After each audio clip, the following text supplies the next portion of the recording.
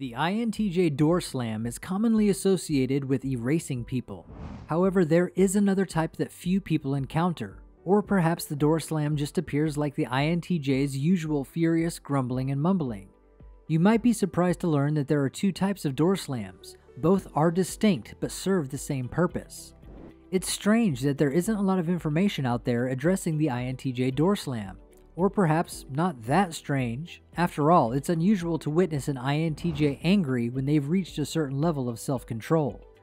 Most, but not all, young INTJs are prone to anger because they are unable to recognize the difference between the emotions of rage and frustration. It doesn't help that anger is a simple emotion to feel and act on because it's immediate, direct, and focused. When INTJs are young, it's one of their go-to emotions when they can't express themselves effectively.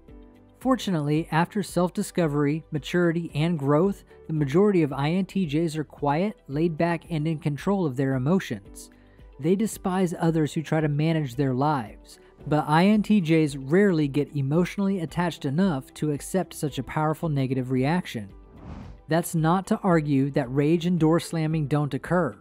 Today I'm going to talk about the different kinds of INTJ door slams, since I'm sure you'd like to know what an angry INTJ looks like or what to do if you experience or witness an INTJ door slam. Whatever preconceptions you have about this, I am sure there is a lot that you haven't even realized yet. Let's get into it. Welcome to Success for Breakfast, where I'm serving up brain food made simple. Hit that subscribe button to get the latest videos created to give you the tools to level up your life. The INTJ door slam is simply when an INTJ knocks you out with as few words as possible. Simply being irritated typically allows the opposition to explain or fight back. INTJs aren't interested in that. Instead, the INTJ door slam is intended to shut you down completely. The effect here is that there is a sense of finality to the door slam that distinguishes it from their everyday irritated mumbling. This particular door slam simply shuts people up, and if you say another word, they'll either give you their death stare while picturing you slowly agonizing in their heads, or they'll door slam you again. Typically, the first door slam will be successful since everyone has sensed the deathly energy flowing from an INTJ. As I previously stated, there's a sense of finality to it. It isn't a "how can we repair this" or "let's talk about it" type of thing. In their mind, it has a meaning of "let's not waste each other's time. I'm done with this. Let's go our separate ways and we should never see each other again." So how do INTJs make use of this door slam? As I mentioned earlier, they will only use one word or one phrase to silence you. Their remarks or responses will be brief, rude, harsh, and direct. Surprisingly, the INTJ door slam typically occurs when they have not invested emotion in someone. Basically, it is impersonal 95% of the time, so strangers are screwed if they violate an INTJ's rational mind. Of course, even when they are close to someone, as soon as an INTJ puts their heart and emotions on lockdown, you are equally screwed, if not more so, because they will not hold back. They also have a catalog of your personality in their heads, which they can use to inflict additional harm when necessary. Don't worry, they only use it every now and then, or not at all, depending on the circumstances. If they don't want to deal with you anymore, the door slam will be initiated. Interestingly, there will be no aggression or anger. It's more of a gray area between the fine line that is irritation and anger, whatever that emotion in between is, which is similar to the emotion when they erase someone. They are beyond hatred at this stage and simply want you to leave them forever and immediately. There are no second chances with the INTJ door slam because it occurs on the spot with no preparation. Their voice is distinct, unwavering, and powerful. You'd probably see why they could be a boss or a leader, especially now that they've summoned this demonic aura that looks like their double-bladed wielding soul is about to slice and dice you in 0.0 seconds.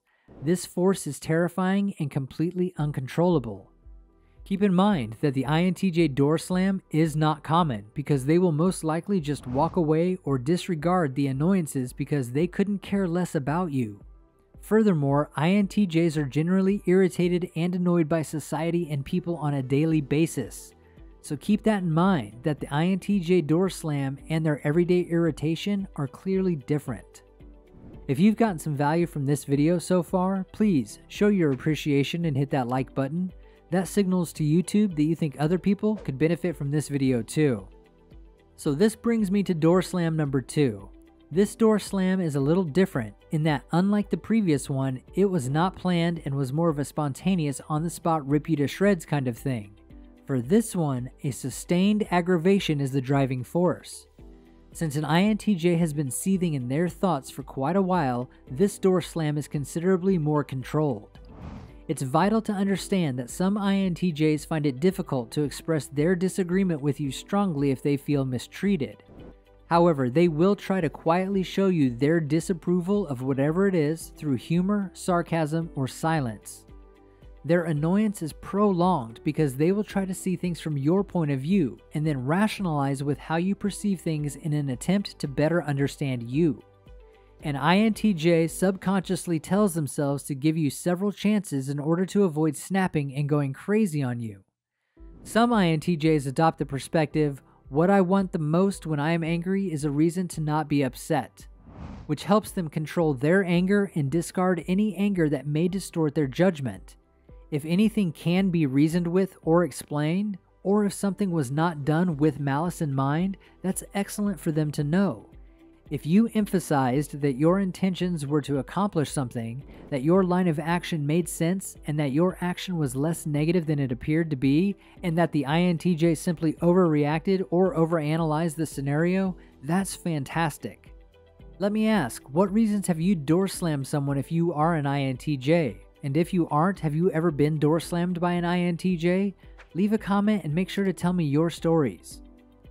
In actuality, INTJs simply want to know what your motives are and why you are acting the way you are. Help them in seeing that you are not as hostile as you appeared. Fortunately, most INTJs' logic outweighs their anger, allowing them to briefly paralyze themselves from doing something they'll come to regret. However, on the contrary, when their view of you or the situation is valid, they have every right to be angry, and all they want to do is wait for it to go away. They'll devise strategies to avoid you or the circumstance for the duration of their anger. They want seclusion here. If the incident occurs in a public place and they are unable to squirrel away, the death stare will be unleashed.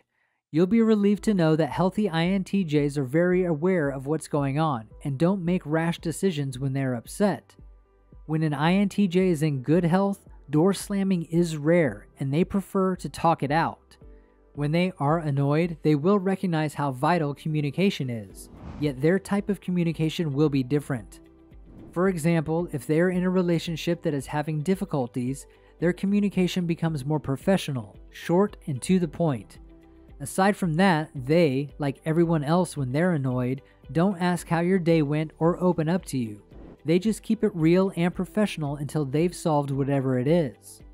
Regardless of your relationship, friend, or family status, you should take advantage of this opportunity to discuss things and to get your thoughts across, especially if an INTJ believes you are not hearing or understanding them correctly, or that they are not hearing or understanding you correctly. It's not so much that they want your respect, as it is they want you to comprehend where they are, where they're coming from, and what the facts are. Essentially, the purpose of this conversation session is to provide clarification for both sides. When this frustrating door slam becomes serious or is launched, it indicates that an INTJ has determined that whatever you are doing must be stopped. When something is serious enough to make them feel the need to stop you or call you out on your nonsense, they will do it. If it's the correct thing to do, they will emphasize specific reasons why they feel this way internally and externally throughout the process. Don't worry, an INTJ will chronicle everything and provide it to you in great detail, so you may want to pay attention to their sarcasm and silences in the near future, as they may have more meaning than you realize. Fortunately, an INTJ does not hold grudges, even when they are irritated to the point of snapping. If they do, it means you messed up big time, consistently and immorally, and they are simply eliminating you. Welcome to eternal suffering. Even if their RBF claims otherwise, their annoyances about you don't last long in most basic and general circumstances. That INTJ RBF usually doesn't mean that they are angry or upset at all. There are actually a lot and often surprising reasons behind that INTJ stare. This video talks about the many reasons that an INTJ specifically stares so much and why people confuse it for anger so frequently.